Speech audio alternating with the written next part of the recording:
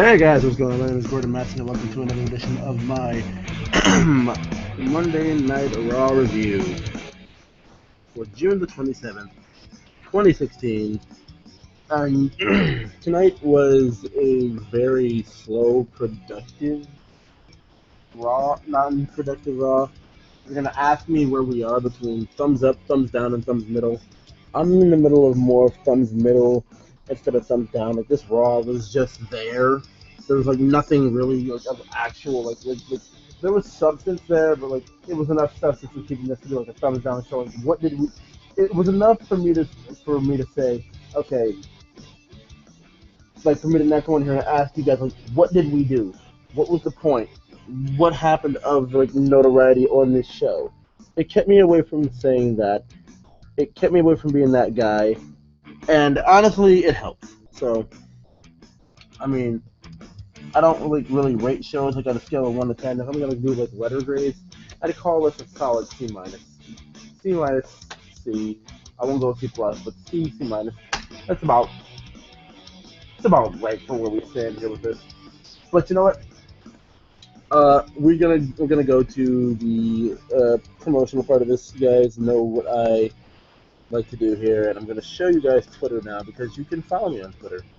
Fight Maston Fight. You know, and I'm pretty sure I'm gonna say this. I'm pretty sure you can put it back in my usual stuff is, which is G Maston blah blah blah. And this people, like I'm just showing out like everything I was talking about during Raw and retweeting and everything. Like I was really like enjoying some of the like whenever I tweet about Kane, I should have seen this. I should have seen this stupid coming. This Kane thing. Whoever thought of that, you need to really take some serious time off. You really do. Like, someone get that man vacation. And you know what? Yeah, like I said, as the arrow shows you here, fight, Maston fight. There is no C on the end of that last fight. And, you know, that's pretty much about it. Follow me on Twitter, subscribe to me on YouTube. And you know what? We can get into Monday Night Raw now. So, let me cut the screen out here.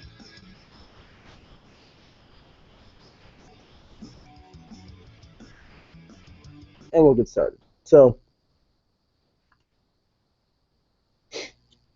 we start the show out with Seth Rollins and the work shoot gimmick brother.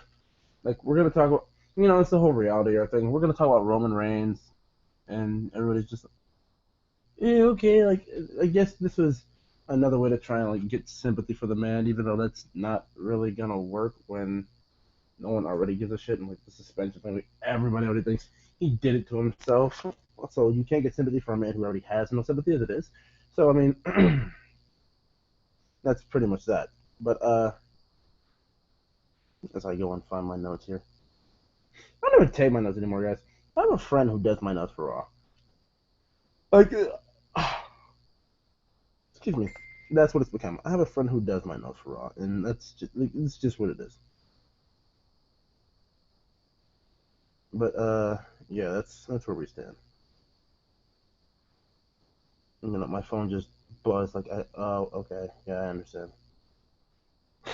Okay, blah blah blah. Blah. Okay, so I'm just getting into my notes here, but yeah, like I was saying, Rollins comes out. We do the whole work shoot gimmick, reality era and such. Seth talks about Roman and his suspension. Basically breaks down a tweet that Roman made, and basically degrades Roman in every way possible that he can, opening up that thing. So then Dean comes out, basically says, Seth, I don't really care, blah blah blah. Roman's in a match. AJ comes out, wants to be in a match. Cena comes out, wants to be in a match, and we basically resolve this with a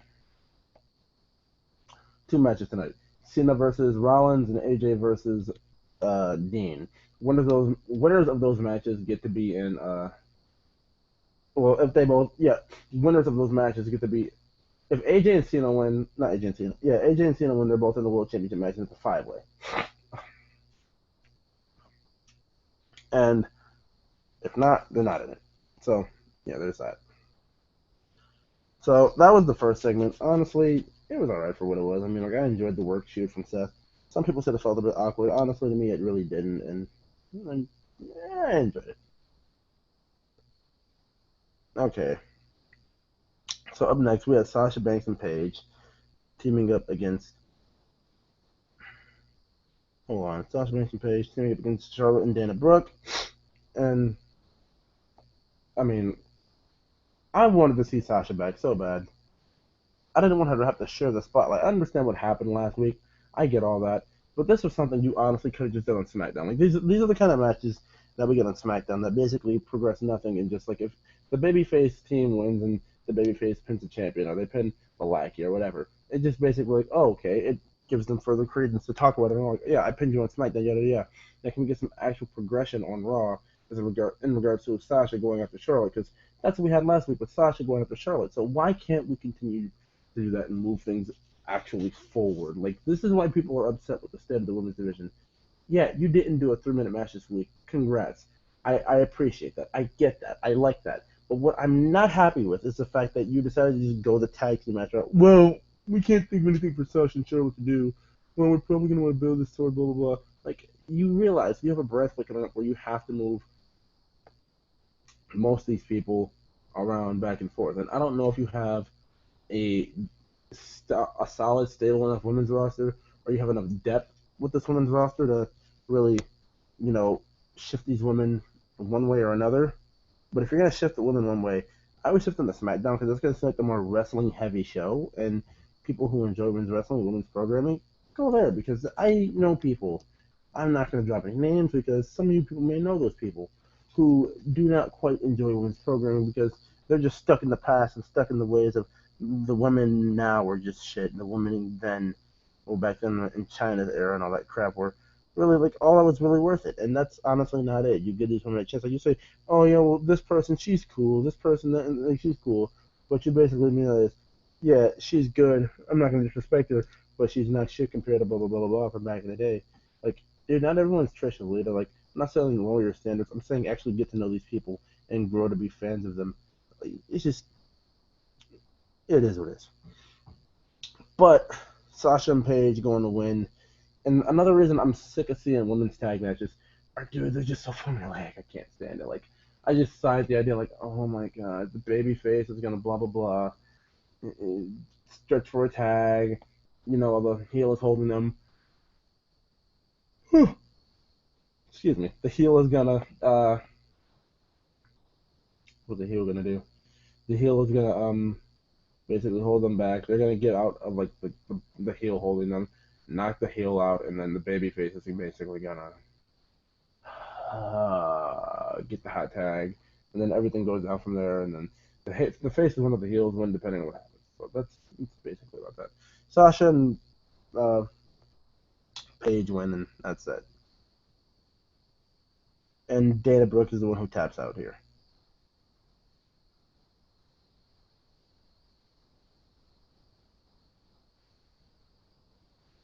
And then next year we had, I believe, Titus O'Neil versus Rusev. What's that here? Oh yeah, Titus O'Neil versus Rusev. Titus attacks Rusev once again, because talk to my kids, blah blah blah. And while Rusev's in the middle of getting beat up, the ref's like, he basically tells him to get off. He's like, Titus, get out of there. And while he's getting beat up, Rusev's like, start the match. Rusev is a complete savage for that. Like, complete savagery points to Rusev. I give you congrats, and Rusev, you're the man. Like, Rusev is the man. I've said it for so long. Rusev is the man, and I feel like he's underappreciated and undervalued, and it's a shame. It really is. But Titus goes going to get this one by count out, and honestly, people, how much do you just hate Michael Cole saying like, that's for someone who's like lower mid card or like upper mid card and has been elevated, that's the biggest one of blah blah blah's life. Like, Titus O'Neil has won titles in WWE. How is this the biggest one of his life? Like, you can't downgrade what he's done. Like, oh, like when they say, like, oh, this is the most the fans love this person most in WWE. The fans love that person most in WWE. Like, didn't you just make the statement 10 minutes ago that this person's the most beloved? How is this person? Like, come on, dude. You be consistent. Have continuity to what you're saying. Like, this is just insane to me. But you know what? Titus did win by count out. And that was pretty much that. Next we have a backstage segment with Corporate Kane, Stephanie McMahon, and The Miz. Miz is back from filming the Marine 5 Battleground, and how close are we to Marine 6? This movie are filmed every year, so I'm going to guess, and the next one's stuff. Marine 6 Night of Champions. Because I have never seen any of these Marine movies. I don't know anybody who owns them. I don't know anybody who's seen them, and I'm thinking these things are not real movies. I'm legitimately thinking these things are not real movies. Like, they're not. I'm sorry. It's not. They're not. It's just, no, dude. No, no, no, no, no, no, no. They're not real movies. Whew, excuse me. But Kane basically says, you know what, you've been gone for 30 days. You need to defend your championship. Stephanie's like, that's a great idea, blah, blah, blah. Kane, you have to defend your championship. No, Kane. Miz, you have to defend your championship. Against who? Mystery opponent, blah, blah, blah. So, Miz is defending his championship against the mystery opponent. I'm sitting here thinking, it's a call-up, it's a call-up, it's a call-up, it's a call-up. It has to be a call-up. She would have said it was Kane if it was Kane, right? Like, like WWE goes the obvious route sometimes with certain things. No, they don't. It was, if that's not just next, we'll get to it. But we'll reveal that when it comes down to it.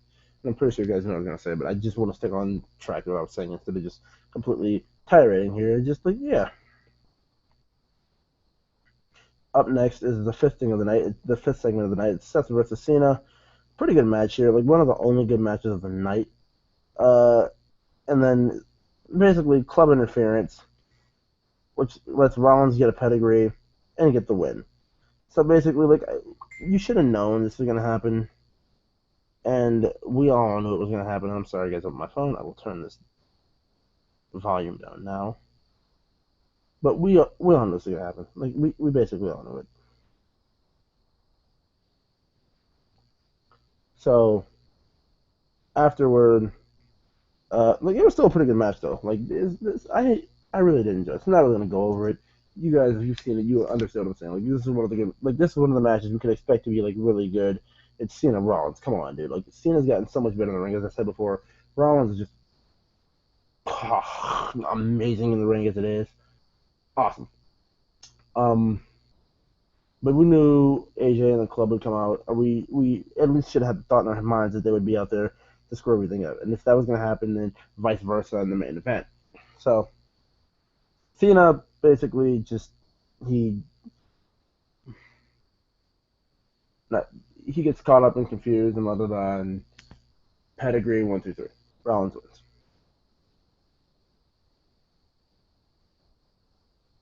Okay. Okay.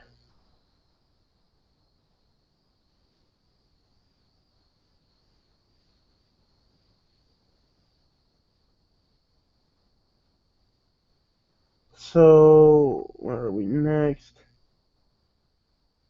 Enzo and Cass squashed 2 Jamokes. So we basically, and I was sitting here messing with my PlayStation, which is actually in sleep mode right now because I never actually got to turn it off because I'm logged on my PlayStation network. And I turn back on Raw, and I see Enzo and Cass walking out, basically saying their opponents are soft, and like they do their whole interesting, and they basically tell them do the wave, do the wave, do the wave. This would have been the perfect time. They're having fun, metal. Legitimate perfect time for that. And JBL, Cole, North Saxon went there with that. They just let it be.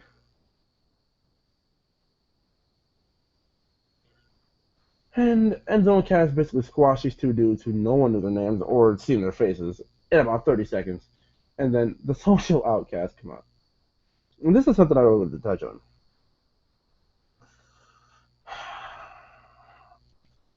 Oh my god.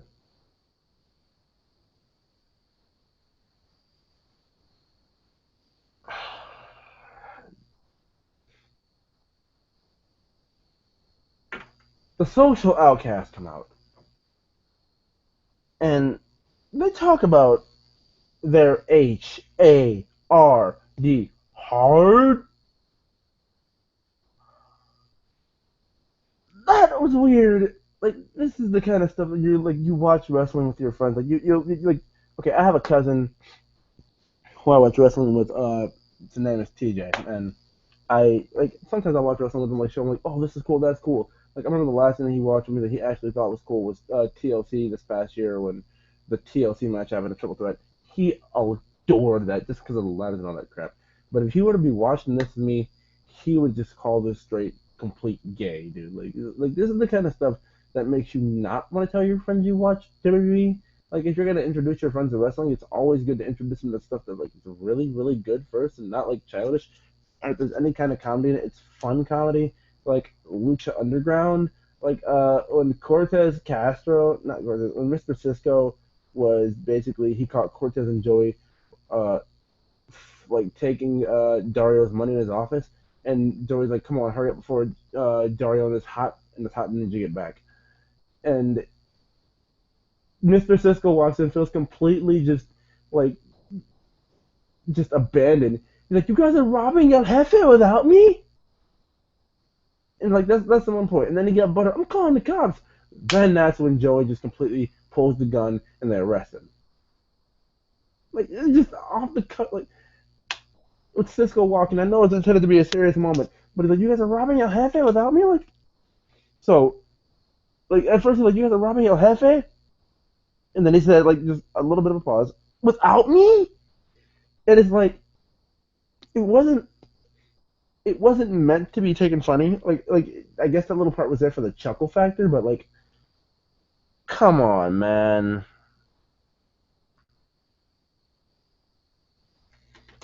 Okay. But point being, I forgot what we were talking about here. Let me look at my notes. Oh yeah, the Enzo thing. Not Enzo. Oh god, yeah, this was the Enzo thing. But like, yeah, this like it came to the social like I said are hard. This is what I'm saying. Like this isn't cool. Like I know people who like really enjoyed it, thought it was funny. Like they like the social outcast. They're funny to them. I just can't stand social outcast. This is something I just don't like. Like this is no, dude. But the social outcasts basically to their hard and say they're looking for some action, and they argue over who's the hardest. If you're to watch this stuff with a friend and you try and get them into wrestling, it's not good. That's the point I was making before. Like Lucha Underground is the perfect show to watch when it comes to like this. This is the way to just yeah. So when it comes down to it, that's what I basically meant to say. So like the social outcasts come out, talk about getting hard, and then Enzo and Cass basically beat them up, and they're the most untouchable tag team in WWE history. Like what made them so relatable in NXT, which is like I needed them to lose. Like they were able to like really get the crowd behind them more when they lost. Like they're always in a great mood. They're always happy. They're always winning. Like it's basically like Sasha. Like Sasha, she's so good with like her character progresses either way. But like Enzo and Cass live off of the promos before the matches. Just like New Day nowadays live off the promos before the matches. Like the stuff they'll always do in ring, yes, it'll always be cool, but they live off of their mic work before the matches. Like this is just how they work. This is just how they produce their gold. Like it. This is how it is. So, uh, they need a little more progression. They need a little character progression. They're basically in the same spot where they're looking for tag team title matches and they're not really getting pinned or losing anything. So just that.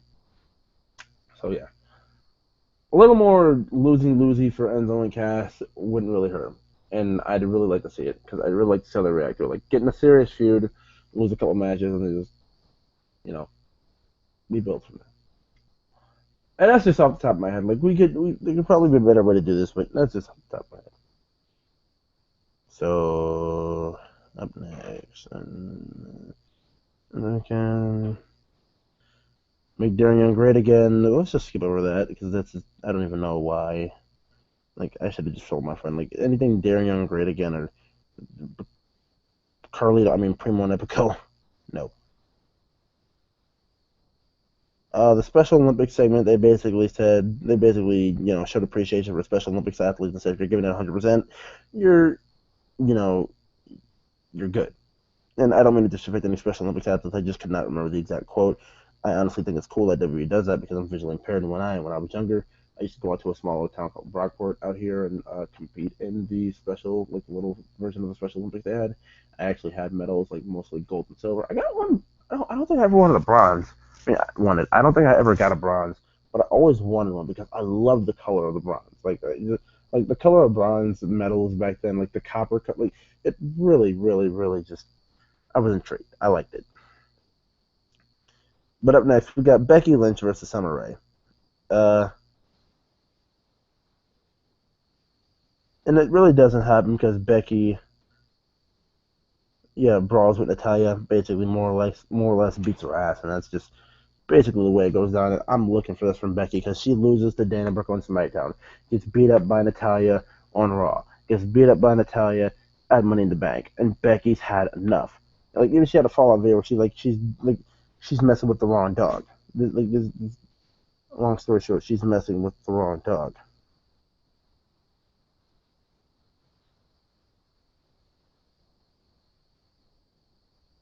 Okay.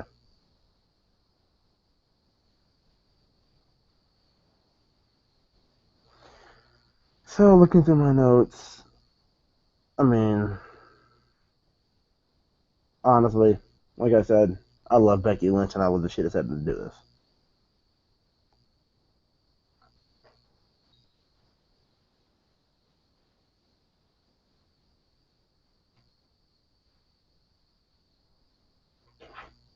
Okay. And up next is the highlight reel with Sami Zayn and Kevin Owens. It was basically back and forth of they want one last match and they're going to get one last match at Battleground. And then Jericho does the whole drink it in, man, which I just love.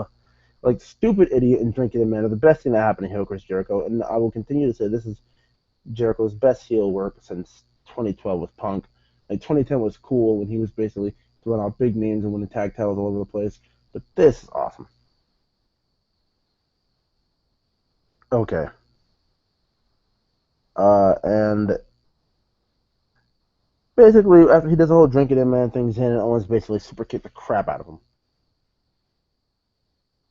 And then that's practically about it. Like they had a good back and forth for a little while. It was great. Like they're obviously the stars of this thing, and they are destined to do this forever. Okay, so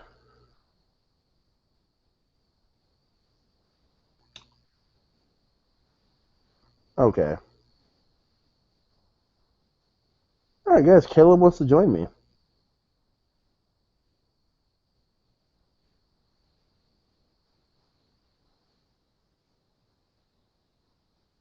I told him, come join me. I'm doing it now.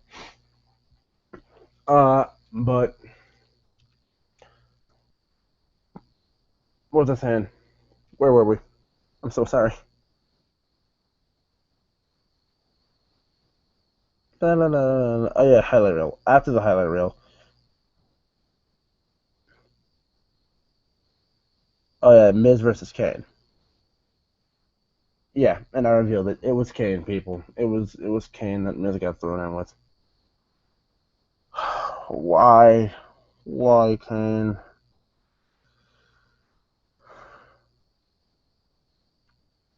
Can someone just tell me what purpose Kane served here in 2016? Like, someone just tell me what purpose does Kane serve here in 2016? Like this, okay, like when Raw was hot, the first few weeks after WrestleMania, like I'd say until about midway through, not even midway through, after Extreme Rules. Nah, okay, after Payback, and I won't say after Payback because Rollins came back at no, yeah, after Extreme Rules, after the whole Rollins thing, and then the show immediately started revolving around Money in the Bank and the Shield, and they don't know how to book people in the Money in the Bank except for just throw them in massive amounts of tag matches and just matches that mean nothing. It's not really, yeah,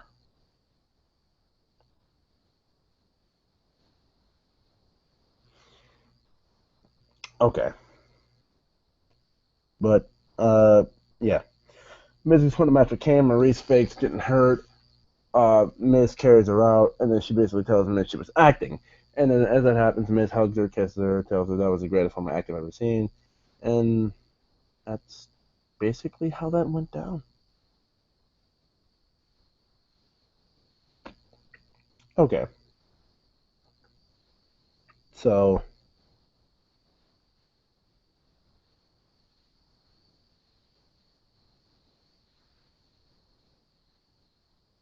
oh yeah, this is pretty funny to me. So up next we get Apollo Crews and Cesaro versus Sheamus and Del Rio. And they hyped this up, the two former League of Nations buddies. And, I mean, this basically was just a way for, I hope not, please tell me no. I hope, like, I honestly hope Apollo Crews and Sheamus is still going on because I don't want to see Sheamus and Del Rio again and again and again and again and again like we did years and years ago. I don't need it. I don't need it. I don't need it. I don't need it. I don't need it. I just don't. So, I mean, that's the way that it's gonna be. And God, no. Give me more of Apollo versus Sheamus. Give me more Del Rio versus Cesaro.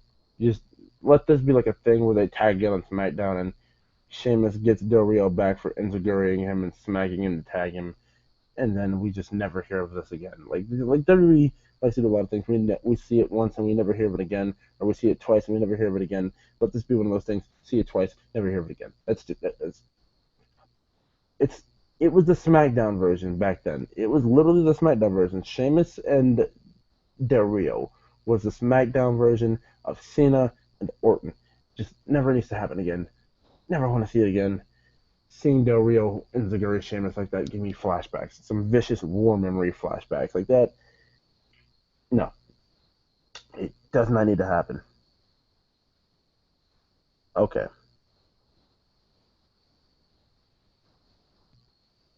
Oh yeah, and basically Apollo lays Sheamus out with his power bomb, and that was that.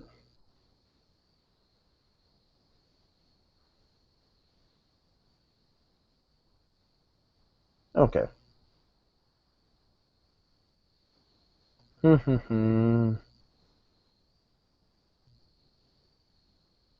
So backstage, we get Dean Ambrose and Stephanie McMahon with JoJo, and basically Dean Ambrose basically laughs off and just like tells off everything Stephanie says.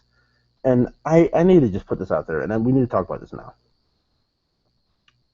I just hate the fact that JBL consistently talks down Dean Ambrose's title reign. Like I don't see what he's done wrong. He's like it's the worst thing that's ever happened to the product. Like Dean Ambrose is like bad for PR. He's this, he's that, and all he's really done was win the title, defend it twice on two house shows, and that's about it. Like he fought. He had the Ambrose Asylum on SmackDown. He didn't really do anything wrong. He didn't really do anything bad. He's not really a bad champion for business. Like I don't see where this is uh where this is a bad title reign. I'm not understanding it. I'm not getting it. I'm not seeing where you know Dean is like where Stephanie's coming from. Not even Stephanie. This isn't about Stephanie. It's JBL. Stephanie's completely justified as she is, the heel, and I use justified lightly because she's really not. Like she's not. Like no, dude. No, no, no, no, no, no, no, no, no. She's not justified. Like she never gets a comeuppance. Comeuppance is not her vocabulary. Comeuppance is not what she believes in. Comeuppance is just like bad guys don't get it in her mind. Like I don't even. Oh boy. But you know what? I mean, I'm just gonna say this much right now. I'm gonna say this much. Um, Stephanie needs her comeuppance like immediately. Like I'm. It's not even worth it. Like, all right, it's not worth talking about. We're gonna move on here. This feels like I'm talking about, and I know I just talked about Sheamus Del Rio, and Apollo and Cesaro. But this basically feels like I'm talking about more segments and crap than just actual wrestling on a wrestling show. And as much as Vince would say sports entertainment, you still provide us with wrestling. So there's still wrestling on a wrestling. There's not enough wrestling on a wrestling show.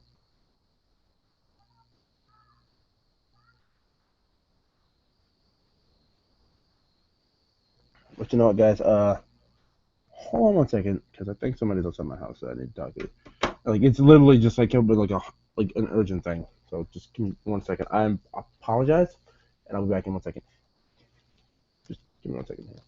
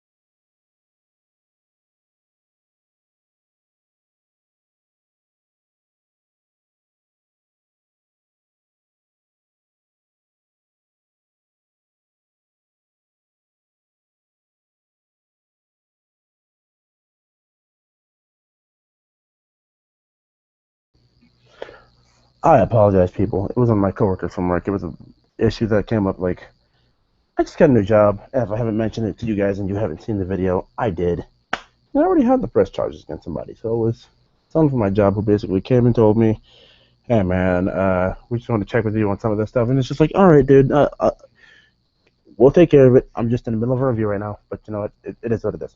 So, where do we stand? Where do we stand? Oh yeah, best segment. Okay, we moved on from that, and now this is about the funniest thing I've ever seen in my entire life. So we've seen the New Day hit home runs with segments that they've done before. We've seen them like if it's not a home run, it's still like a like if it doesn't really do anything, it's still hilarious because it's still the freaking New Day, and they know how to like turn something that's not going to be that good into something that's like really really good. And especially with this crappy Tampa crowd tonight, they made it worth it. And let's remember, like the smarkier fans travel the most pay-per-views because let's get real for a second here. The New Day we're freaking over here. Like, thank goodness they got a response because so many people didn't get a response tonight. It just like it annoyed the crap out of me. Like Ambrose in the main event and did not get a response. AJ did not get a response. Like, and Rollins and Cena, yeah, they got a response for the first part of their match. But this crowd was so wishy-washy on and off tonight. I just hated it. I hated it. I hated it. I hated it. Like these people still aren't like invested in cheering for women's matches. Like they're inconsistent about it. They will and they won't. Or women's segments, like they're still conditioned to 3-minute divas matches. Like, okay, these are gonna be 3 minutes. Go get her stuff. Go get your food and concessions. Blah blah blah for the rest of the matches. Take your piss. And it shouldn't be that way. It shouldn't. It shouldn't. It shouldn't. It shouldn't. It shouldn't. But you know what? That's just the way WWE is making it. Like this is what Sasha always posts on like Tumblr and stuff like that. Like I'm unhappy with the division. I'm unhappy with this. I'm unhappy with that. But you know, that's I hate to say it this way, but Dems the bricks, right? All right, people. So I believe if you give me 1 second, I'm about to add Caleb in here, and it's basically gonna be like this: anything that he wants to go over, like that we covered or that we didn't cover, we'll go back over it because like we can really dive into some actual discussion, and I can get something going about it with him here. So this is yeah, yeah. But I'm gonna let him know that I added him.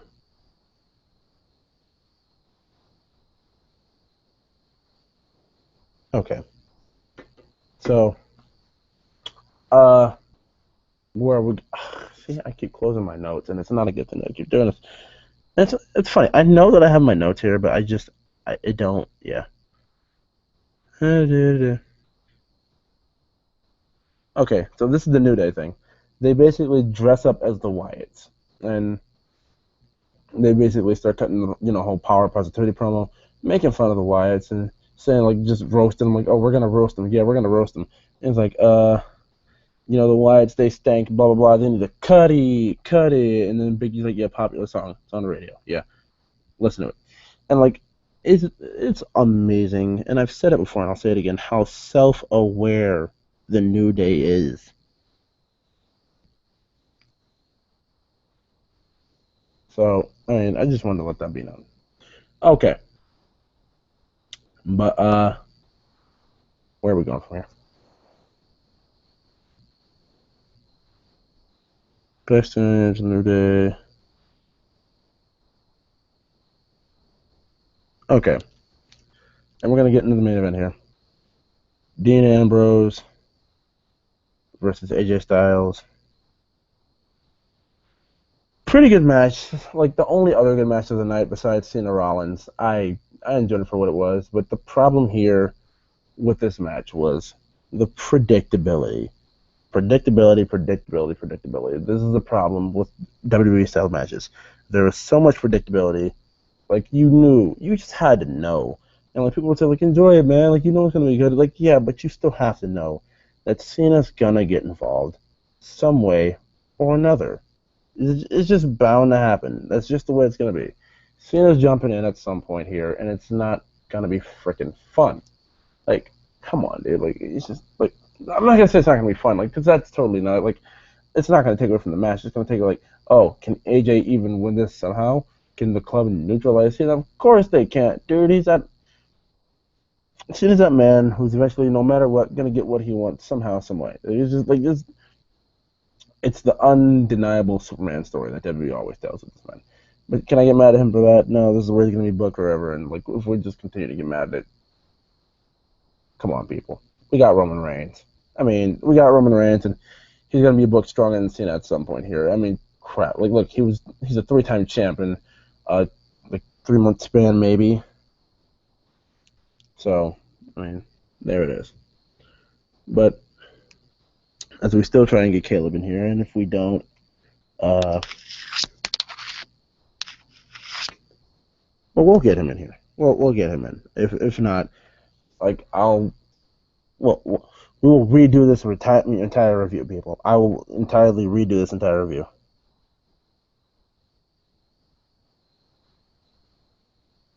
Okay. I'm letting him know. I sent the invite. Is he not getting it? But yeah, as I was saying, you guys have to understand that, like, okay,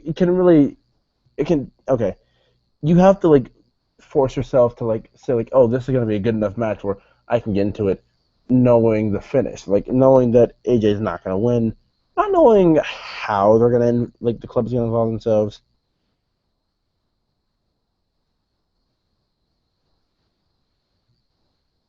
Okay. Knowing the club is going to, like, interfere, and Caleb, you're watching live, and I just sent it again. And if you're also watching, remember, if I'm typing your name in and I'm putting that in and it's not working, just text me your email.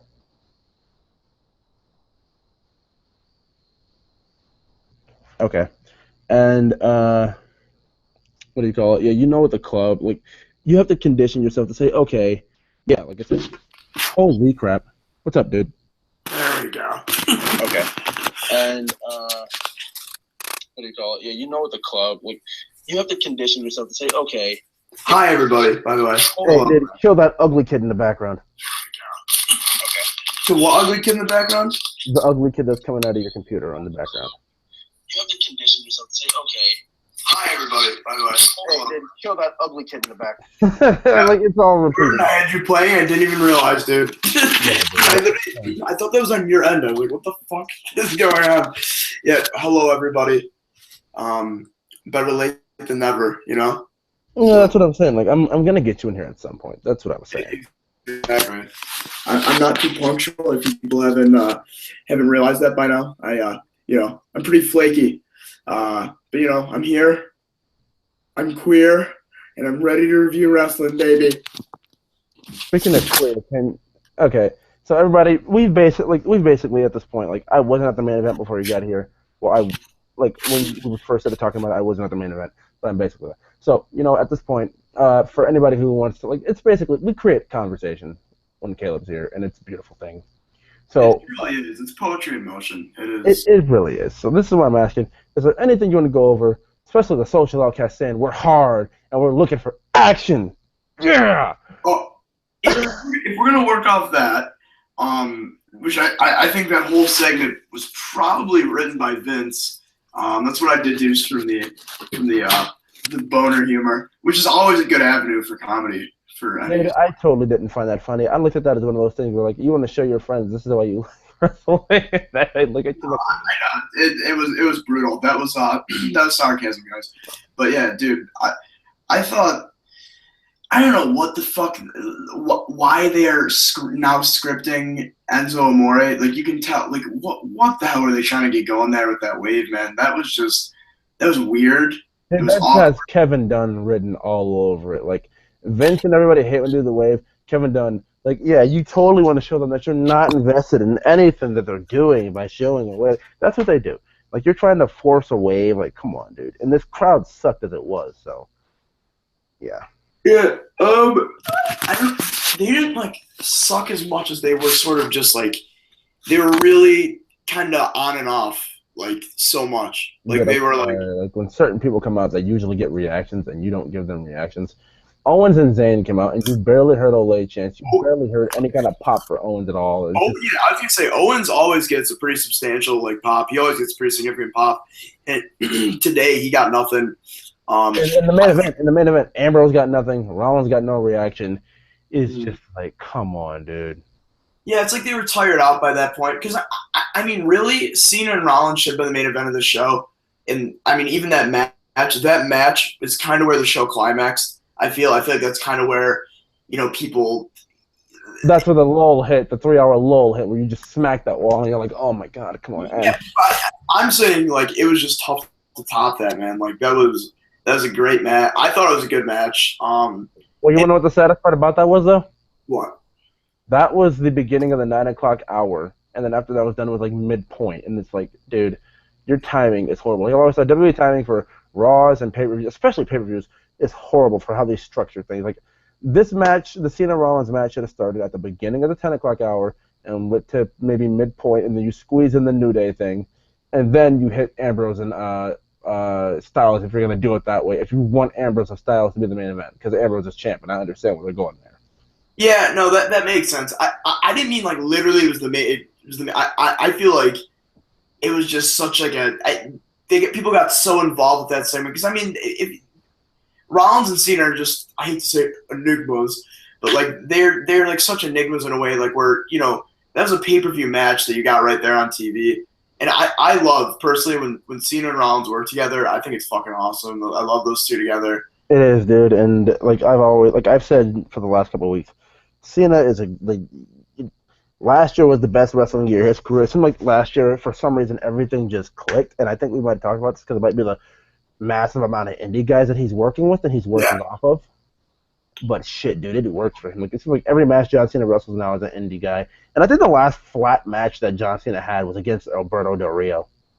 Yeah, that was just such a weird situation too. And if I remember correctly, he got pinned clean as a sheet too. Yep, just super kick to the head. I think they were a little salty that he was leaving to go film that show. I think that's probably why they did that in hindsight. But yeah, no, Cena's been working with great guys. I mean, because really, when he started getting praised, it was when he worked with Punk, and Punk was sort of the first guy he worked with, really, where he, you know what I mean, a guy that can put on a great match with anybody, a guy that gets it. But Cena's psychology is awesome.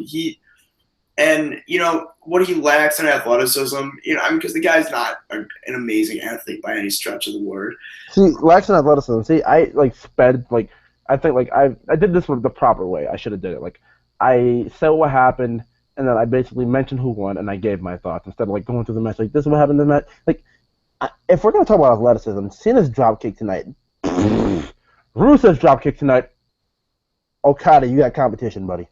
Dude, Rusev. I always say this to you, dude. Rusev, unsung hero. Like, underappreciated is the underappreciated, underused, undervalued.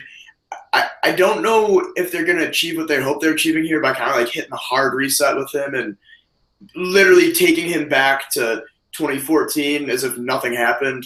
The only thing different is Lana's hair is down now. And he hated America. Now he's the greatest American ever. Yeah, on his belt, it even said U.S. champ. Like, he had USA on his belt. Like, I don't, and he still, don't bite the hand that feeds you, Rusev. He embraces it so much, but then he goes and he shits on us. The Americans. The man is a savage. Remember, when Titus started beating him up at the beginning of the night, he's like he's just getting beat up. The ref's like, get him off, and Rusev just yelling at the ref, start the match. I'm like, yeah, dude, I gotta say too, this is the first time in a long time I've given a shit about Titus O'Neil too, man. Like, I don't give a shit about Titus O'Neil. I know, I'm still stronger than that. About him, but like, I'm slightly invested in him a bit just because of the intensity he's bringing to the table, and just because Rusev is just he's such a good heel. But I think about Rusev is he's so charismatic, even with the language gap. I don't know how severe it really is. I know he plays it up on TV more. Dude, let me say this much to you. You hear Rusev in like an interview or like talking outside of this, the accent, like even listen to an interview he did with Michael Cole a couple weeks ago, where he basically said, me and Lana have cameras all over our house. Like, we're used to it, and like we're always filming stuff. Like, he's filming porn with Lana. Like, he barely has an accent at all. Like, I don't even think it's really there. Like, yeah. Like when they do game night and all that stuff, and they show that stuff on YouTube, like there's not even an accent there at all. Well, I watched him on Up Up Down Down, that episode he did on Up Up Down Down. You're right. It was really barely existed. So I mean, him and Lana both. Yeah, I shouldn't act like he's a foreigner, because he's not really. But he really, I mean, everything. Talk about. I don't even want to say most improved, but when he first debuted, he was really suffocated by his gimmick. You know what I mean? He was just supposed to be. The gimmick had a ceiling, and the ceiling was Jack Swagger.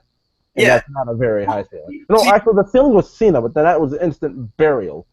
Well, he was just that year's monster foreign heel. You know what I mean? They did that every year. So nobody took it seriously. It's a gimmick that's just been beat to death. No one took it seriously. When he went off on his own after losing the title before League of Nations, even with League of Nations, and he got to show a little personality and he got to be himself, that was awesome. People started to see, what he could really do. He looks great too. He's dropped some weight, but I mean, he's added more moves to his arsenal. And then, they're almost pigeonholing him back in the exact same position he was in. It's like they're making him take a couple steps backwards here by having him go back to being this sort of, They're trying to force the monster heel thing back on him and dominating heel. Yeah. I get Rusev is imposing because of his size. He's formidable. But I mean, when the guy can put on a match and not be completely dominating with the right person, he puts on great matches, man. And he's a great promo. Like he is. He's a clever guy. He seriously is such a clever guy. This is a Rusev circle jerk dick sucking session now. I apologize, but Look, dude, we'll get back to Rusev in a second. But like I said, I don't rate shows on a scale from 1 to 10 because like that's a little sketchy sometimes. I don't want to you get this and blah, blah, blah. Like I said, this Raw was like if you include the story at the beginning and then the two solid TV matches we got with Cena Rollins and AJ and Ambrose. This is a solid, at a thumbs up, thumbs middle, thumbs down. This is a solid thumbs middle show. We don't get those stories at the beginning of the show that lead to those matches. I say this show's a thumbs down, and the best part about it is the highlight reel segment. Yeah, no, you know what? I'm going to be honest. I like this show a lot, dude. It advanced every single storyline in the feud. So, tag team matches involving Charlotte, Dana, Charlotte, Dana, Paige, and you know what I mean. How did that advance 2 feuds? That advanced Sasha and Charlotte, and it also advanced. Man, that's bullshit. Like those to me are like matches that they put on SmackDown when they're like, okay, we can't really advance anything here, but let's just lazy book it so people think we're trying. I'm saying it's better than giving Paige a random title shot just on a show where it has no. It's not random. If like the last two go home shows, she's beaten Charlotte. Okay, but I'm saying even those segments themselves were, I guess, random and insignificant in comparison to what they did tonight. Like they're significant, but continuity. But they have to build some sort of intrigue and interest to Sasha versus Charlotte before SummerSlam, which is but that's what I'm saying. Like I prefer if we do the singles matches, not just the lazy form, lazy booking. Let's get Paige on TV. Dana's there, and then we got Sasha and Charlotte, which we already want. I think lazy booking would be to have a singles match with Sasha and Charlotte and have some sort of screwy, dusty finish. No. I wasn't saying that. I was saying maybe like you do the thing where Sasha knows she's better than Charlotte, and like they have the promo exchange, and she pushes Charlotte into a match. Like, come on, I'm better than you. I'm always been better than you in NXT. The majority of our singles matches that we've had, I've been proving that. I may have lost a couple, but then toward the tail end, I won almost everything against you, and you know that it eats away at you still. Yeah, dude. I'll agree with you. They totally need to give Sasha more promo time. I mean, Sasha, seriously, like, she can be such a star. I mean, she is, but I'm saying, like, if they let her run. The girl's still undefeated, dude. No, Gordon. I know. They're keeping her protected. Just listen to what I'm saying, though. I'm saying, like, if they let her lose and, put their cards behind her and fully invest in her, she can be a big fucking deal. I'm talking about appeal like The Rock. Like, you know what I mean? Like, she can, not women's wrestling, like wrestling, she can, make cool in the mainstream. I actually believe that, and I know everyone goes, goo goo gaga, the fuck gaga over. I've never even said that. What'd you say? Over Sasha. Yeah. But like, it's honestly deserved, man. Like, she is such a once in a lifetime talent, and like, they need to do something with her. I'm preaching to the choir. I'm beating the shit out of a dead horse, whatever. But yeah, man, I don't know. But you know how I feel about this. We've had this discussion. Yeah. Because it's like I'm totally in the Becky Lynch camp, and we can't go off on tangents anymore. We'll be here for 2 hours, and this is why I decided, like, I don't go off on tangents. Like, I just say, I say how I feel, and throw my opinion out there. I don't completely go off anymore. I'm not gonna say I'm above that now, because I'll probably still do it here and there, but at the same time, I've just learned to like sit here and accept it. Like, hey, Gordon, I love the people. I love the kids. New Day love the kids. But like, I love the people, but I'm tired, guys, and we choose to do these at 4 a.m. because that's around the time I start feeling productive. So I can tell you why. You mentioned New Day. Did they not put you on the floor too? All right, let me. I will get to that, but you mentioned the highlight reel segment, which not a lot of people are talking about, and I think that was amazing. I think that's the most intense I've seen Sami Zayn since NXT. Since Kevin Owens, actually, yeah. I mean, just and it wasn't stupid banter like, yeah, I was the best man at your wedding, but not that was then. This is now. Like, no, they gave like cerebral sort of like deep like, I guess, explanations as to why they were feuding. You know what I mean? Like or what was going on. And Kevin Owens, made it. You could honestly sympathize with him a bit. Not really, because what he was saying was crazy. But the fact that he buys it to his own delusion like that, where he truly believes that Sammy's a bad friend because he was unhappy when he, attacked him and took his title. That makes Sammy a bad friend for not being happy. The fact that he's delusional and buys into it, I think that adds such like an interesting element to his character. It makes him more dangerous. And it really makes it hard to sympathize with him at all. You're like, this guy's a total dick, and he doesn't even realize it. That's coming from the same guy who told me last week that this isn't translating that well. You son of a bitch! I knew you were gonna mention that, Gordon. We're gonna be the new Steen we're gonna be the new Owens and Sami Zayn here. We're destined to do this forever. You're always fucking cooking beef, Gordon. You're stirring the pot, dog. No, but like, yeah, I take that. After this segment, and this is kind of what I was going to work towards, though, because I was hating on this last week, but If they can keep up stuff like this, Gordon, and they can make it worthwhile, then it's awesome. The best part about this for me, man. Let me just say, the best part about this for me is this isn't even the best they can do on the microphone with each other. I know that 100%. I'm saying within the confines they were given, on the platform they were given, which was the highlight reel, they tore it up. And segments like this, where it gives sort of justifications and it gives sort of, they provide reasons for their actions or, motives. They carve out their motives. That helps forward a storyline so much more than them just random. And there is a place for them just fighting constantly, wherever, whenever. I get it. I think that's awesome too. But I'm saying to do that without any sort of promo time, without any sort of substance in the middle, that's not going to work. No, it doesn't work. It doesn't work. That's what I'm saying. But stuff like this helps, and stuff like this is what generates intrigue at the end of the day. And I thought it was awesome. I think Jericho played his role perfectly.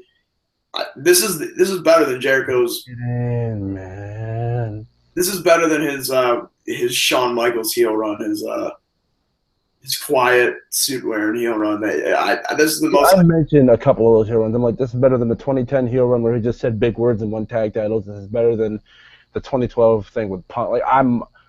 Because it's lasting longer and he's consistently doing good work. As long as he's not cool, dead, yeah, bro, face. It's awesome. Yeah, no, this is the best Jericho I've seen in a long time. This is the funniest Jericho since probably WCW Jericho, to be honest with you. But I love that. But the New Day segment, dude, I when the Wyatt's shit hit and it was them, that was fucking.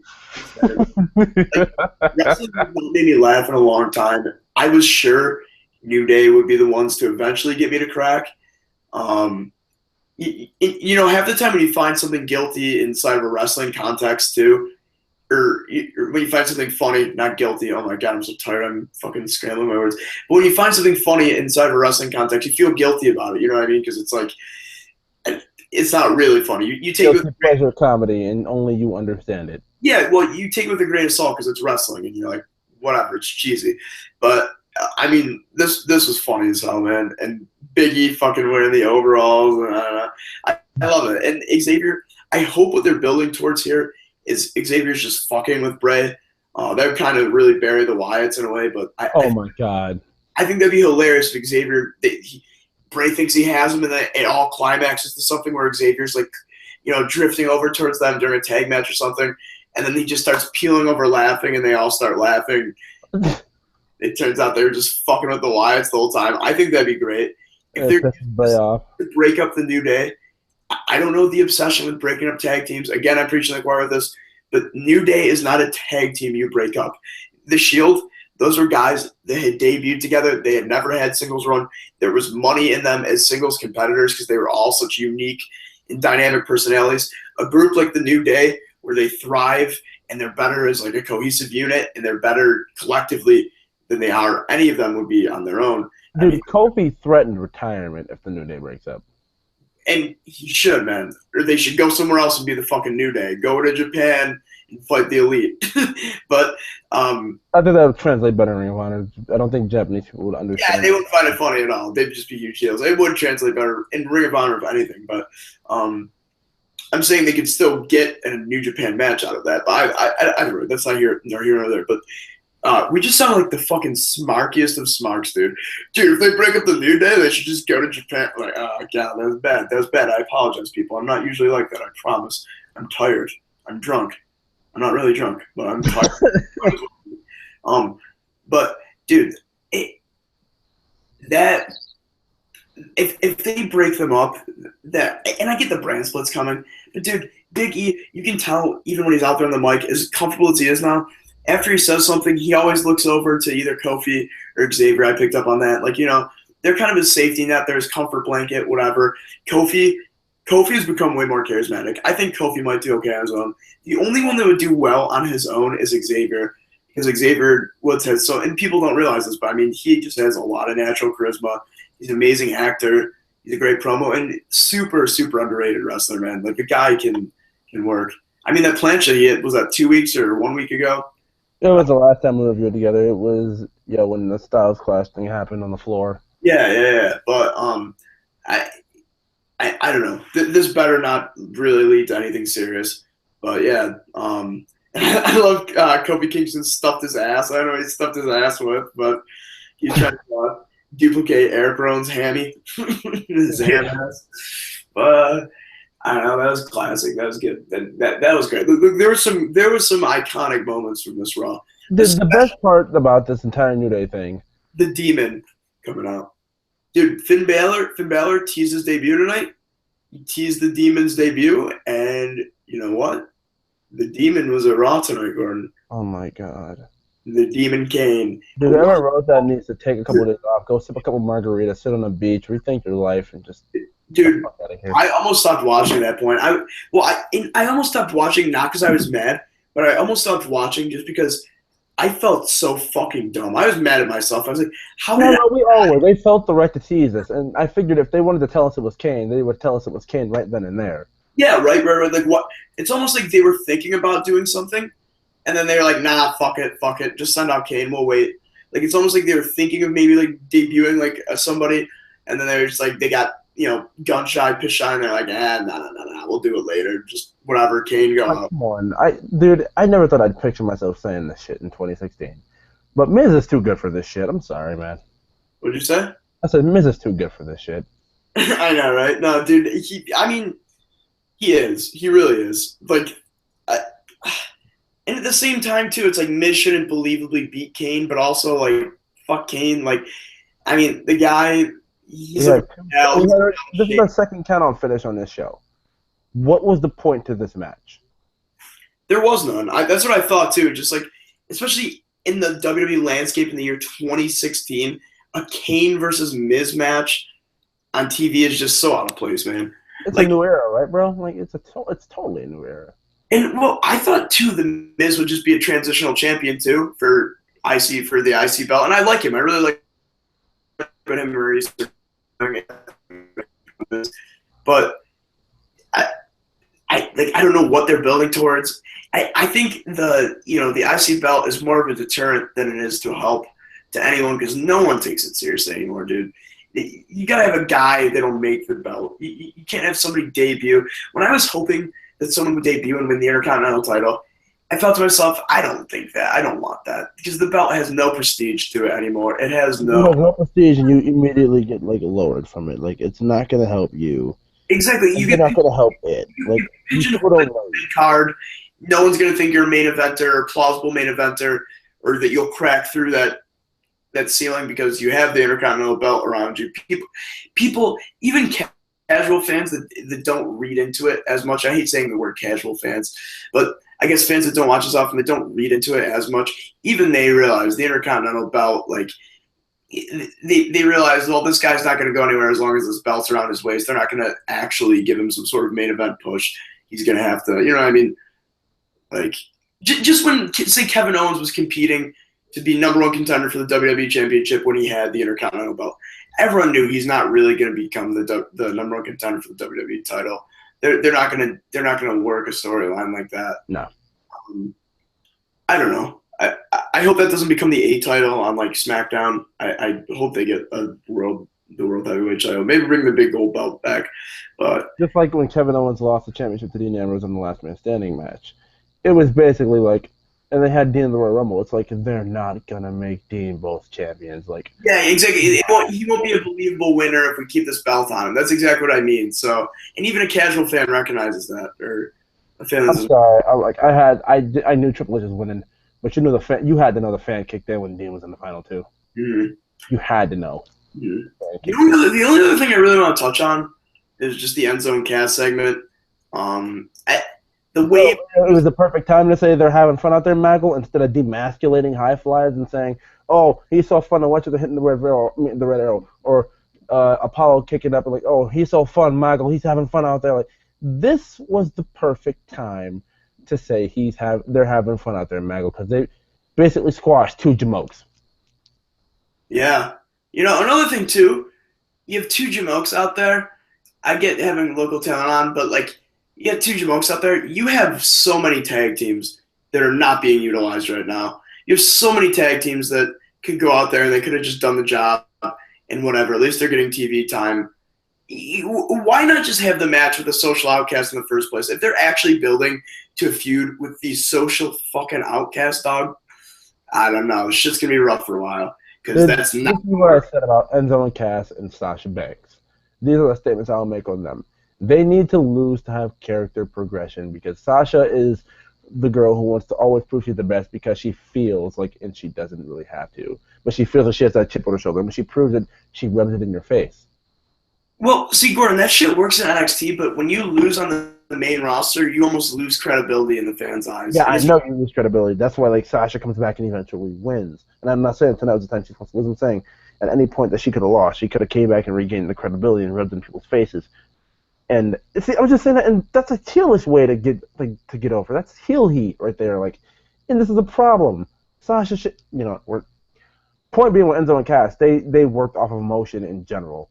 And they're like they can lose credibility a little bit, but if R-Truth can still get people to say what's up, Enzo and Cass can still get people into their stuff and stay over. Well, dude, that's what I'm worried that WWE just thinks of them as, just as a catchphrase, just as a walking like meme, like a fucking just walking T-shirt salesman. You know what I mean? Like memes. All they do is just say their fucking catchphrase. They said it twice. I hope maybe that's why they send the social outcasts out there. Maybe so they can just call them soft twice, or if it was just for the sake of the boner jokes.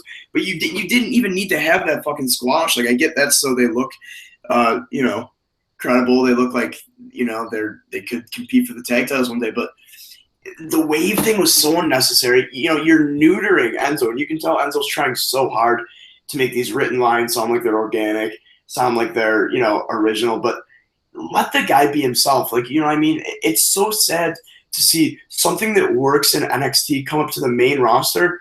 And for some reason, even though it worked so well, and even though they're getting a good reception on the main roster for weeks, for months now, they feel it needs to be tweaked, or they feel that it needs to be, I have a question, Caleb. And this is a case of WWE too. What did I tell you the night we reviewed NXT TakeOver the end, and when it came to Nakamura's entrance? What did I tell you about the Full Sail crowd? I cannot remember, probably because I'm half asleep. They're just like WWE in the sense that they take something that's cool, they use it, and then they want to use it to their benefit and do it over and over and over and over and just annoy you with it and make it not even cool. Except in this case, they basically tweaked it to the point where eventually people are going to realize, and even people have started realizing, because I've seen reviews a couple of weeks ago where people are like, this whole Enzo and casting feels like they're running out of things to do on a weekly basis, where in NXT we only had to do 3 tapings, and then they had weeks to think of stuff. It worked. Where it's like WWE probably feared that, and they jumped into fear mode. Like, here, you don't write your stuff anymore, Enzo. We do it. This is what we have writers for. The thing that was cool about Enzo, though, was... It was all off the cuff, right? Yeah, that's what I'm saying. His uniqueness, his originality, his cleverness, his wit. How can that ever get old? You know what I mean? That you can't beat to death. But they've made it into a way now where there's no... That's the thing with WWE writing. They do jokes here with no punchlines. Enzo said clever things. He made references that were funny, that people got on board with. He you know what I mean? WWE writing, they don't have jokes. It's just shit that...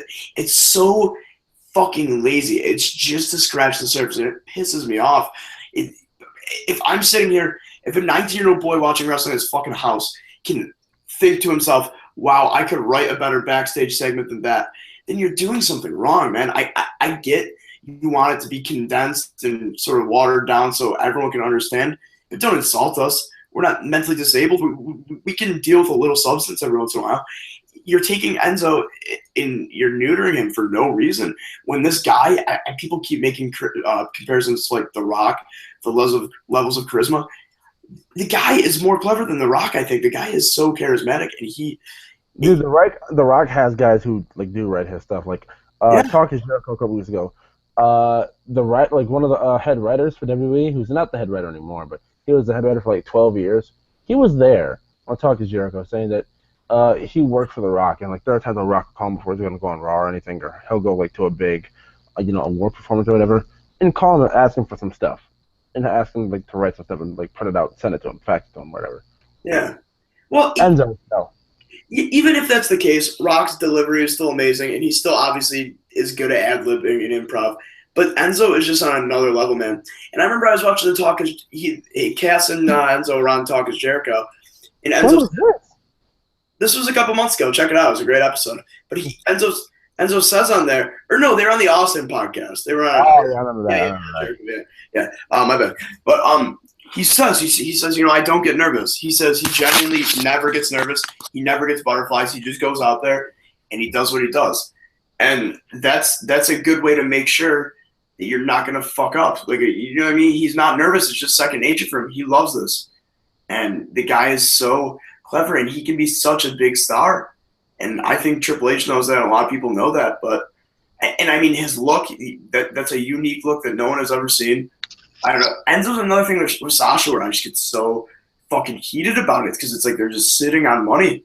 They're sitting on money, and it's just they're letting it fucking go to waste, man. And I sound so bitter, but like, it's the truth. Like, these are two huge stars that you're failing to capitalize on for whatever reason, and it's a shame, because I'm thinking of even like in the Attitude Era, how big these two would have been. You know, these are just two guys that can go, and Enzo has improved in the ring, and he can go well enough where, you know, he could be a main eventer one day. Dude, I always thought, and this is me at NXT, like when I question Enzo, I'm like, can this dude really do it? Like, whenever they had big matches, him and Cass had big matches, he pulled off something like, okay, like this dude can go. They just want Cass to shine, and they want him to play his role as a guy who talks crap and does well enough to back himself up.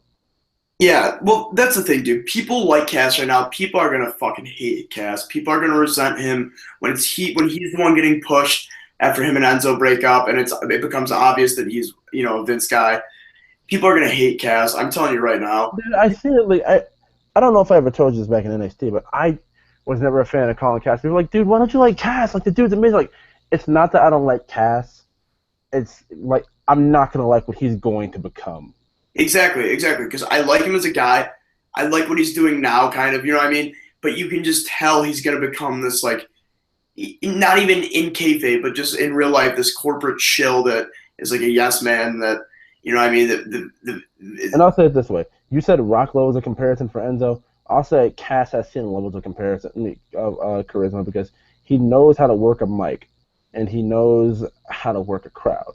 Yes, but exactly. He does it. He's seen it, like, in the sense that he does it in a way that he's comfortable with, and he does it in a way where he'll never, you know, insult the fans or ever insinuate any sort of, I guess, like, wrongdoing. And you know what I mean? Like Cena can work a crowd, but he'll never go out of his comfort zone. You know what I mean? He'll never do anything crazy. He always falls back on the cheap pop, on plugging the hometown, whatever. I think Cass will be the same way. I think that comparison was right on there. Only other thing I want to touch on too is just, dude, Apollo Crews, man, is dead in the water. People were quiet. You could hear crickets. No one gave a shit when this guy came out, man. Let me say this much. I thought of the high point of this match to me was Del Rio cracking me up. Like, this is the first time Del Rio made me laugh, where he just basically beat the shit out of Sheamus and laughed. Yeah. There was rumors he wanted a face turn, so I think that's where they're going with this. I like Del Rio. He looked badass. That was funny. It was like that's my perfectly sentiment to it. Like, he looked badass, but then again I thought, remember how the whole saying goes for Zayn and Owens were destined to do this forever? Mm-hmm. I had 2012 War flashback from Sheamus and Del Rio.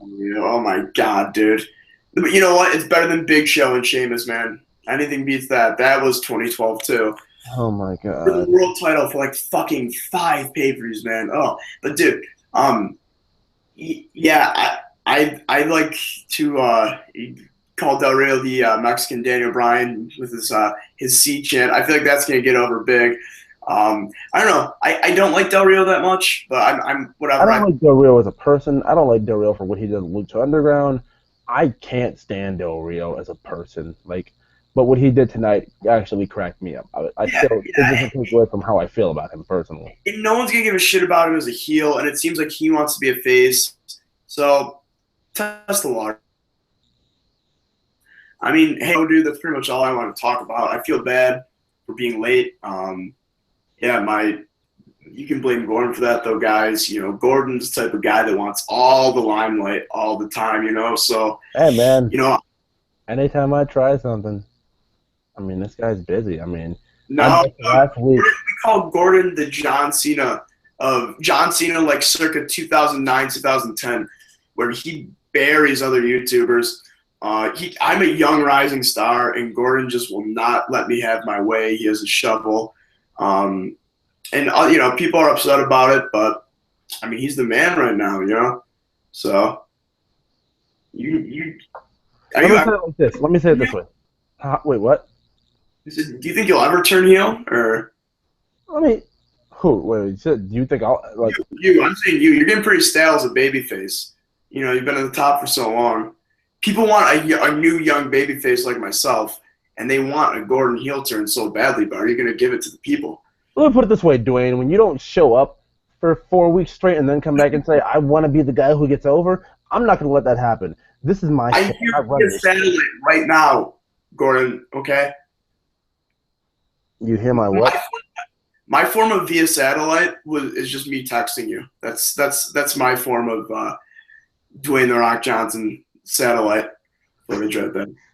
I'm phoning it in. I'm not there, but I'm there in spirit, and I'm providing my 2 cents in some way. Finally, Caleb has come back, and then next Monday he won't be here because I'm pretty. Finally, I know. Exactly. I'm pretty sure now, dude. Dude, I'm pretty sure. Like you're probably you're probably not going to be here. It's the 4th of July. You have more to do than I do. Wait, is 4th of July next Monday? It's on a Monday. I believe it is. They mentioned next Monday for Raw. It's like the 4th of July edition. I'm like, really? Already? Today's the 28th. Is there 30 days in June? I'm going to check my calendar now. I'm looking at it. Yeah, it is. Yeah, I'm not going to be here next Monday, dude. I have family in town, too. Well, at least I called it. I'm sorry. Next Wednesday, though, we could do NXT for sure. Dude, I stopped reviewing. Like I told you, I stopped reviewing the weekly NXT show. Yeah, I know. It's so pointless. I haven't even watched the past 2 weeks. I just read the spoilers.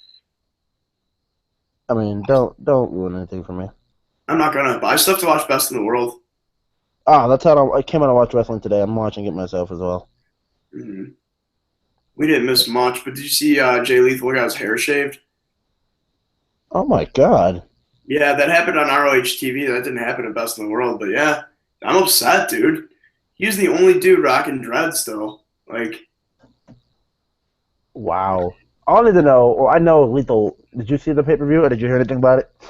No, I didn't. Never mind, because I was about to just throw out a huge spoiler. Never mind.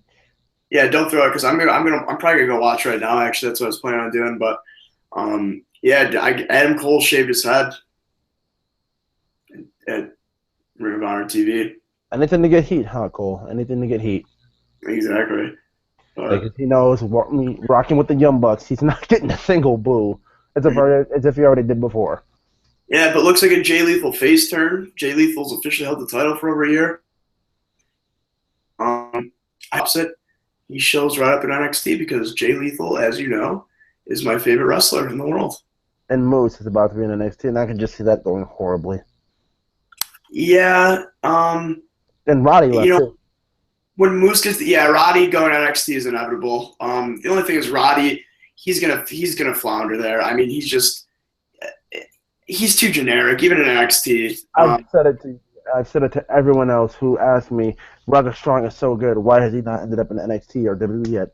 Roderick Strong is that heel who needs TV 14 or TV Dimensions. Exactly.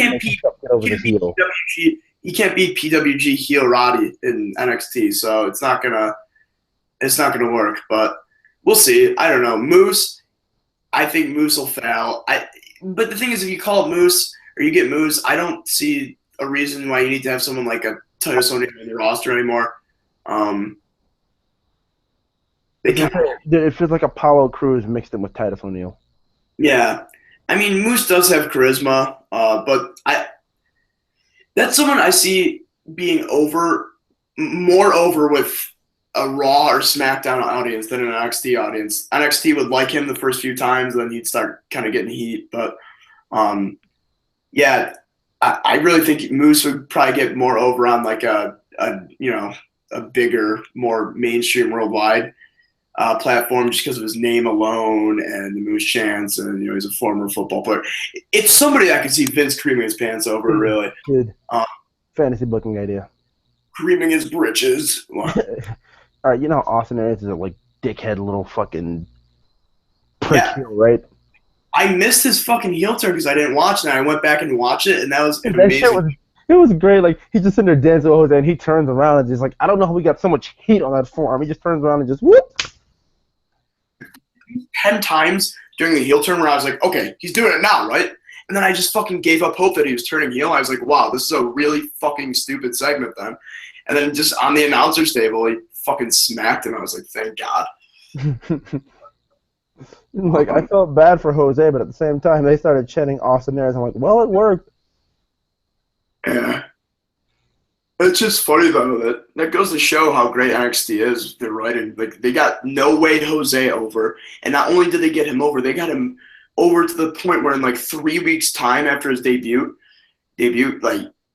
people were sympathizing with him when he got fucked up by Austin Aries. That's great. That's legendary right there.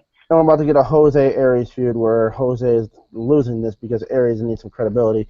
And to add on to that, we're going to have to rebuild Jose after that. I'm not even going to say feed him Elias Samps because one, I don't want to see Elias Samps on my TV, and two, I don't even want to see No Way Jose on my TV. So wow, man. I don't like him, dude. I don't know. It's just so fucking hokey and stupid. Come on, he can do it, man. Piso Pueve, he can do it. Yeah, he's not good in the ring at all. He's a good dancer. He dances very well in the ring. I shouldn't say he's no good in the ring. This is what I'm great for. He's gonna get better. Jose will get better over time. What's up? How's our boy Cien Almas looking? I haven't seen him either because I haven't watched. He basically Dillinger challenged him again. He basically beat Dillinger again, and Dillinger continues. Him and Ziggler continue their roles as the perfect jobbers. Not in the form haha perfect 10. I mean, the literal perfect jobbers. Yeah, they make their opponents look so great. They can put on great matches. Dillinger doesn't. They have little bits of credibility alongside. Yeah, I was gonna say Dillinger's more akin to the sort of Tyler Breeze role in NXT now. And what's his name? Biff Busick has a new name, and I didn't even notice him until I really that. Wait, he's not Steve Gerrard anymore? No, he's not Steven Gerrard. He's he has some other name now. But at the end of the day, he basically I didn't notice him until after the match. Wait, who's this dude who just out of nowhere beat? Oh my God, that's Biff. He got a win over Dillinger, and they made a big deal out of it. Was he working stiff as fuck? It wasn't working. It wasn't that bad. They basically what was mainly highlighted out of that match was how much Dillinger was desperate for the win and he didn't get it, and how what do you call it? He slipped that one out. But he a finisher Cindy used to jump over the head and slam your face into the ground, right? Yeah. All right, Dillinger was bent over facing frontwards, and Biff came over and flipped like that and drove him backwards, on the side and not by his head, That's sideways. Brutal, dude. And Dillinger sold it perfectly. I gotta check that out. Yeah, I heard about that, his re-debut, but yeah, I saw his new name too. I'm just completely forgetting right now, but yeah, but he's not now. But all right, should I make my cheap plug and then sign off here? Go for it, dude. All right, guys, at CC_QB7 on Twitter. I think that's all I plug every week. I need more social media, guys. I know. I got to get myself. You need more social media where it's public. I mean, Twitter's all I basically have, too. I mean, Instagram is really just, yeah. You want to see just the most random pictures of my life and nothing to really do with pro wrestling because too many females look at my Instagram. I'm sorry. Gordon's a pervert on social media, guys. Do not follow him on anything. Don't fall for his tricks. Pervert on social media. Calm down. Don't ever try to show your aunt, because this has happened to me before, and I don't even think I've told Gordon. Don't ever try to show your aunt a picture on Facebook and forget you're friends with Gordon and open it to a girl getting her ass eaten, because that was an awkward experience for myself and my aunt. I didn't even do that, dude. Maybe it was a girl getting her ass eaten, but it was a sexually provocative GIF, and my aunt and I both watched it together. and it was awkward, very awkward. Oh, thanks for knowing I have to sign off here. Thank you very much, dude. Yeah, exposing Gordon. There you go. This is a natural heel turn. Embrace it. Embrace the hate. I'm Demon Kane now. Circuit. Yeah, guys, we won't see Caleb for another year. That's burial right there. All right, guys, remember to leave a like on this video if you already haven't. Subscribe, subscribe for more of that wrestling goodness on my channel. And then that kid's here. Leave a like on this video. Like I said, subscribe, comment. Follow me, Fight Master Fight. You see in the Twitter handle at the beginning of the show. You know, with the cool pop punk beat, blah, blah, blah. You want to hear more of that. You want to see more of these reviews. Give me feedback. Please. You want to hear more of this?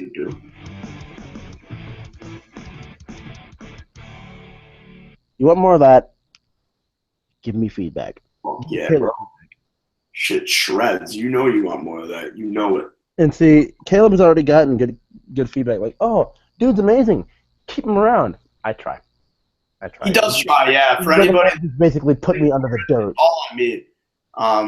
This channel could easily be on the northern end of 1 million subscribers right now, but again, my lack of punctuality is killing Gordon's career. Gordon, we could be so rich if I would just show up every once in a while. And if I watched Pulse's review earlier. You know I can get partnered if I really want to. You can get partnered? Machinima was doing this thing where they're like if Pulse is basically promoting it, he can put it out there and you can talk to Machinima and like they can watch your videos and if you're doing good enough, they will partner you. All right, let's do it. I think we're good enough. I think we're the Yeah, to go back to his review from earlier and find the Machinima link because he said it's in the description of his YouTube version of the review because you know his whole thing is now on iTunes and Google Play Music and everything. Maybe we should do this off air so our pathetic attempts at fame and fortune aren't being broadcasted to the world, and our inevitable failure won't be as publicly viewed. But yeah, that'd be good. We should show them our stuff. Maybe we should do reviews earlier. This is all on me, but I'm not half asleep and my creativity isn't at all-time low for the day. But yeah, I would not object to that. All right, well, quick idea I forgot to even mention here. Like I was talking about Aries on the NXT. Aries is a like shit-faced little heel. Bring Moose in as Aries' bodyguard. So this way, when someone finally conquers Aries and Moose at the same time, they get over from it, and then eventually when Moose turns on Aries, he gets over on NXT for it. Yeah, that's a good idea. And I don't know, maybe Roddy's the perfect foil for that as a babyface. Maybe, maybe not. Maybe he needs to be a heel in NXT. He's too generic to be a babyface, dog. Like, Moose, that would be good because that could also mask some of his sort of, flaws for a while, too. Yeah, or it could be Roddy's. It could be Roddy's bodyguard. But I think Roddy wouldn't capitalize on it. I think Aries is perfect to capitalize on having a bodyguard. Yeah, Aries could play that off way more. You know what I mean? Because he could just be such a fucking little shit about it. But, yeah, it's not bad. It's not bad for a little fantasy booking. All right, well, like I said, like, comment, subscribe, Twitter, all that stuff. Thank you guys for watching. And we will see you guys next time. And I would like to show you my ugly face before we leave so I can properly say goodbye. Thank you guys for watching. See ya! Love you guys so much.